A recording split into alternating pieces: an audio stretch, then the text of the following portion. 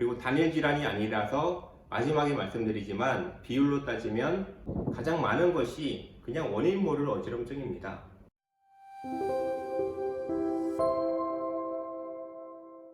안녕하세요. 소통한의원 이준기 원장입니다. 요즘엔 아직 코로나에 감염되지 않았으면 오히려 사회성에 문제가 있다고 하던데요. 그만큼 많은 사람들이 감염되고 있기 때문에 비록 오미크론이 대세가 되면서 그 증상이 많이 약해졌다고는 하지만 후유증에 시달리는 사람들이 상당히 많습니다. 어지럼증도 그 증상 중에 하나인데요. 예전에 백신 접종률이 막 올라갈 때도 백신을 맞고 어지럼증이 생겼다거나 또는 원래 있던 어지럼증이 심해져서 오시는 경우가 꽤 많았는데요. 요즘은 코로나에 감염된 후 안 좋다는 경우를 종종 보게 됩니다.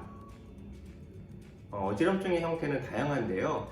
막 빙빙 돌 정도로 심하고 구역질이 날 정도라면은 대부분 귀에서 발생한 문제입니다. 물론 혈전이나 뇌출혈 같은 문제의 가능성도 없지는 않지만 상당히 드물고요. 대체로는 귀 안에 있는 전정기관이라는 곳에 탈이 난 것입니다. 그 중에서도 아무래도 가장 흔한 것은 이석증인데요. 왜냐하면 원래도 이석증이 어지럼증을 발생시키는 질환 중 가장 흔하기 때문입니다. 이석증은 특별한 원인이 정해져 있는 것이 아니라 혈액순환 장애나 노화, 염증 등등 어떠한 이유에서건 귀 안에 있는 조직이 안 좋아지면서 발생하기 때문에 컨디션에 영향을 많이 받습니다. 그러니까 보통 감염 후에는 몸의 전체적인 컨디션 저하가 오고 아무래도 이석증이 발생할 확률도 올라가게 되는 것으로 보입니다. 이런 환자분들 중 상당수는 이전에 이석증을 한 번 이상 앓았던 경우가 많은데요. 왜냐하면 이석증은 원래 재발이 잘 되는 질환인데 코로나 등으로 몸이 안 좋아지면서 다시 재발되어 오시는 것이 더 흔하기 때문이죠. 만약 이석증이 발생했다면 일단 이석을 교정하는 이석 정복술을 받으시는 것이 좋고요. 그러고 나서도 지속되는 후유증이나 재발 방지를 위해서는 한의원에서 치료하시는 것이 좋겠습니다. 그리고 전정신경염으로 오신 분들도 몇 분 있으셨는데요. 저희 한의원은 아침마다 오늘 오시는 환자분들을 프리뷰하는 시간을 갖습니다. 그런데 요즘 고환아사 환자가 유독 많아서 다른 원장님께 물어봤더니 코로나 백신 또는 이제 코로나 감염 후에 안면마비 환자가 매우 많아졌다고 합니다. 고환아사는 면역력이 떨어져서 안면신경에 바이러스가 침투하거나 아니면 알 수 없는 이유로 염증이 생기면서 마비가 오는 것인데요. 전정신경염도 이와 비슷합니다.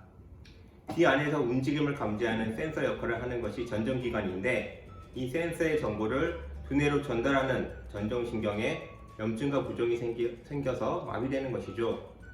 역시 이유는 바이러스 침투거나 알 수 없는 경우가 대부분입니다. 그러니까 코로나 상황에서는 몸이 더 취약해지기 때문에 이런 질환들이 발생할 확률이 올라간다고 볼 수 있겠습니다.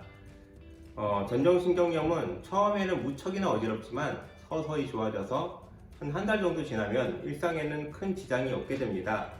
다만 사람에 따라 회복 속도의 차이가 있고 간혹 후유증으로 균형장애가 남는 분들도 있어서 초기에 치료를 받으시는 것이 좋겠습니다. 왜냐하면 이런 신경마비 쪽 질환들은 몇 달이 지나가면 회복이 훨씬 힘들어지기 때문입니다. 그리고 원래 귀에서 생기는 어지럼증 중에 또 흔한 것이 메니에르병인데요. 이건 제가 코로나 감염 후에 더 심해졌다는 케이스는 별로 못 본 것 같아서 넘어가도록 하겠습니다.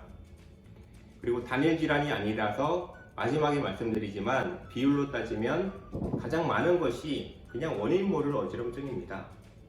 대체로 아주 심하게 어지럽지는 않은데 머리가 멍하고 맑지 않으면서 잔잔한 어지러움이 이어지거나 또는 컨디션에 따라 크게 기복을 보일 때도 있습니다. 원인을 모른다는 것 자체가 검사상 이상이 나타나지 않는다는 것이죠. 즉 어디 한 군데가 확실히 고장났다고는 볼 수 없는 겁니다. 만일 그렇다면 검사상에도 나타나거든요.